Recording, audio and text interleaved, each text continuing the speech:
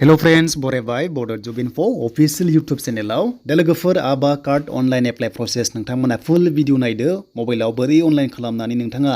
गावनो डाउनलड खालामना लानो हायो बा कार्डखौ नोंथांमोना दिहुनना लानो हायो आरो लोगोसे बे कार्ड थायोब्ला मा मुलाम्फा दङ बिनि सायाव आपडेट लाबोदों आरो मबाइलाव नोंथांमोना स्टेप बाय स्टेप नाय स' बिनिफ्राय अनलाइन खालाम आरो नोंथांमोना बे कार्डखौ बयबो खालामनानै लानो हागोन दा लोगोफोर जाय नोंथाङा चेनेलाव गोदानै फैदों साबस्क्राइब खालामना ला Bodo Jobinfo YouTube चेनेलाव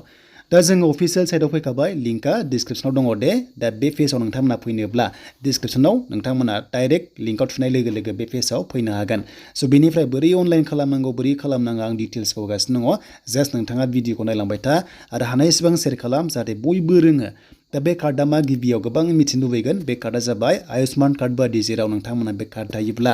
स' नोंथांमोना कार्ड थायोब्ला जेराव फ्रियावनो ट्रिटमेन्ट खालामनो हायो बा नोंथांमोना बायदिसिना लोमजाबा साजाबा स' बेसेन नाङालासे नोंथांमोना ट्रिटमेन्ट मोननो हागोन जेरै आयुष्मान कार्डआव नोंथांमोना सासेयाव 5 लाख मोनो थिग बेबादिनो बेयावबो माखासे ट्रिटमेन्ट नोंथांमोना मोननो हागोन दा लोगोफोर बोरै बे एकाउन्टखौ खुलिनांगौ बोरै नोंथांमोना डाउनलड खालामनांगौ कार्डखौ आरो बोरै प्रिन्ट खालामनांगौ स्टेप बाय स्टेप नाय बेनिफ्राय गावनो खालामनानै लानो हागोन स' गोबां खालामदों जानांगौ हमना ला साब सेन्टाराव बा आसा बा एनएमफ्रा खालामदों जानांगौ स' नोंथांमोना न'आव थानानैनो बेखौ खालामना लानो हायो दा बिदिब्ला लोगोफोर जों खालामनि फै माबोरै जोङो डाउनलड खालामनांगौ बा एप्लाइ खालामनांगौ दा स्टेपआ मोनब्रै दङ 1 2 3 4 मोनदों नोंथांमोना माखासे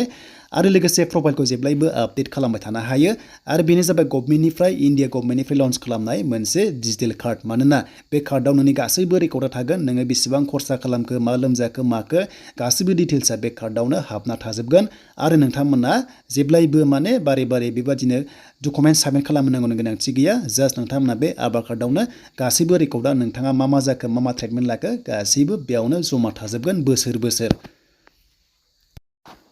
दानिया जागायनोसै फैदो मारै खालामनांगौ नोंथांमोना मोजां गोसो होना खोनासंबानो जाबाय नायबानो जाबाय आधार कार्ड नाम्बारखौ नोंथांमोना गिबियावनो होथारनांगोन जायफ्रा आधार कार्ड दङ बिथांमोनासो हागोन नङाब्ला जेबो उफाय गैया हानाय नङा स' बेयाव आधार कार्ड नाम्बारखौ होनांगोन आरो आधार कार्डजों मबाइल नाम्बारजों लिंक थानाय जानांगोन मानोना नोंथांनाव अटिपि थाङो दे बे अटिपिखौ होनाय लोगो लोगोसो लगइन खालामनानै नोंथांमोना भेरिफिकेसन खालामनो हायो स' बेखायनो आधार कार्ड नाम्बारखौ नोंथांमोना बेयाव एन्टार खालामनांगोन अके देन बेनिफ्राय जोंहा नेक्स्ट प्रसेसआव थांनो हायो स' बेयाव माखासे डिक्लेरेसन दङ नोंथांमोना बेखौ मोजां फरायबानो जाबाय देन बेनिफ्राय जों बेयाव एन्टार खालामसै फै आधार कार्ड नाम्बारखौ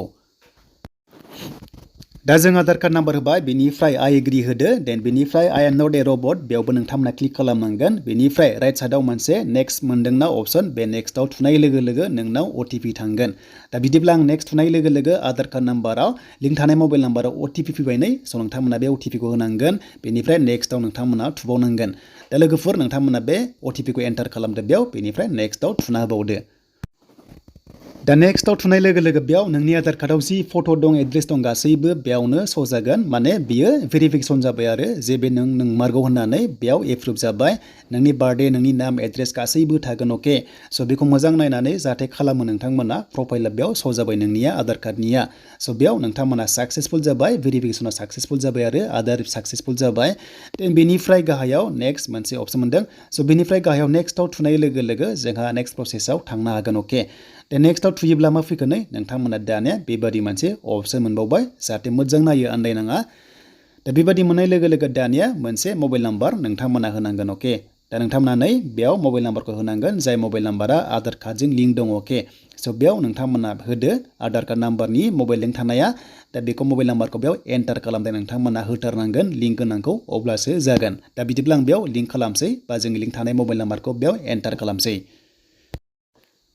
दा जोङो नेक्स्टआव थुनांसिगोन नेक्स्टआव थुनाय लोगो लोगो बेबादि मोनसे अपसन फैयो इमेल एड्रेस बेयाव बिदों आरो जुदि होनो गोसोबा होनो हागोन जुदि होआब्लाबो जेबो नङा स्किप खालामजायो जुदि होनो गोसो दङब्ला बेयाव भेरिफिकेसननि अटिपि थांगोन आरो नोंथांमोना राइट साइडआव नुदोंना गेट अटिपिआव स' बेयाव गेट अटिपिआव थुनाय लोगो लोगो मेल एड्रेसावबो अटिपि थांगोन बा जुदि लं प्रसेसबा नोंथांमोना होबानो जाबाय जुदि होआब्ला नोंथांमोना होआबाबो जेबो नङा स' बेखौ नांथारगौ नङा दा लोगोफोर आं मेल एड्रेसखौ होनाय लोगो लोगो आंनाव मेलाव मोनसे मेसेज फैगोन अटिपि फैगोन आरो बे अटिपिखौ नोंथांमोना बेयाव भेरिफाइड खालामनांगोन माने आं बेयाव लं प्रसेसखौ होबाय जाहाथे बुजियो आरो जुदि होआमोनब्लाबो जेबो नङामोन दा अटिपिखौ होनाय लोगो लोगो कन्टिनिउआव नोंथांमोना थुनांसिगोन नेक्स्टआव स' नेक्स्टआव थुनाय लोगो लोगो भेरिफाइड जाबाय नोंथांमोना आभा नाम्बार मोनबाय स' बेखौ स्क्रिनशट खालामना ला साक्सेसफुल जाबाय अके देन बेनिफ्राय बेखौहाय लिरना ला नट खालामना ला जाहाथे बावोब्ला एसे प्रब्लेम जायो नालाय स्क्रिनशट खालामना लादो बेनिफ्राय लिंक आबा एड्रेस दं मोनसे गाहायाव बेखौ मोजां नोटिस खालाम मोनसे लिंक खालामनांगौ एड्रेस खालामनांगौ दा बेयाव सोंदों डु यु हेभ एन एक्जिस्टिं आबा एड्रेस येस नो जुदि गैयाब्ला नो होदो जोंना गैखाया नालाय नो होनानै साइन आप एड्रेस मोनसे मोनदों स' नोंथांमोना साइन आप खालामनांगोन अके बेयाव साइन आप खालामनांगोन नोंथांमोना नो होनानै साइन आप खालाम दा बिदिब्ला जों साइन आप थुबाय देन बेनिफ्राय मा फैयो जों दानिया नायबावनोसै फैदो देन बेनिफ्राय बेयाव नोंनि प्रफाइला डिटेल्सआ गासै फैबाय नोंनि एड्रेस बेनिफ्राय नोंनि जेन्डार गासैबो बेयाव फैबाय आरो बार्थडे अके स' बेबायदि मोनसे श' जागोन देन बेनिफ्रायनो जोंहा प्रसेसा जोबलांसिगोन दा बेनिफ्राय नोंथांमोना एड्रेसा नै आबा एड्रेसा माबादि बेयाव सेलेक्ट खालामनांगोन गाहायाव मोनथाम अपसन थायो बा नोंथाङा लिरनानैबो लानो हायो आरो बाट नोंथांमोना मोनथामनि गेजेराव मोनसे नोंनि नामखौ सेलेक्ट खालामदो देन बेनिफ्राय नोंथांमोनाहाय बेखौहाय साक्सेस खालामनो हायो आरो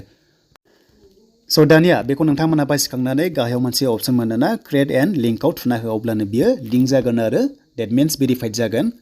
दा बिदिब्ला आङो बेयाव थुना होनोसै गाहायाव नायबानो जाबाय नोंथांमोना क्रिएटआव थुनाय लोगो लोगो बियो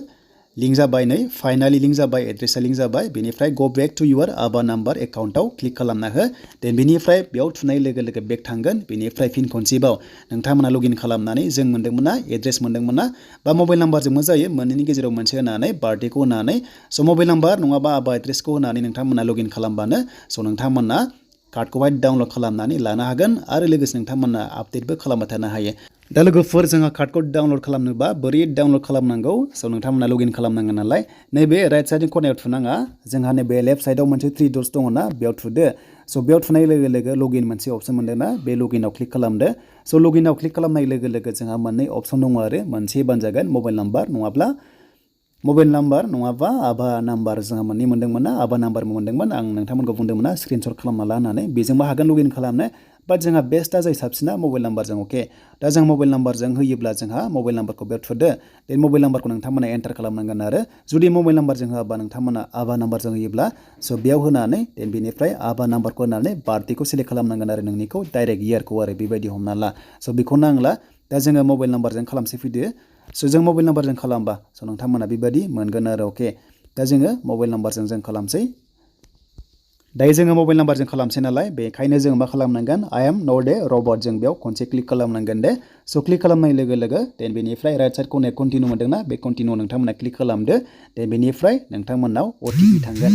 दा लोगोफोर अटिपि थांगोन स' नोंथांमोना अटिपि होनांगोन दा फाइनालि नों अटिपि फैबाय जों अटिपिखौ बेयाव होनसै एन्टार खालामसै 302318 अके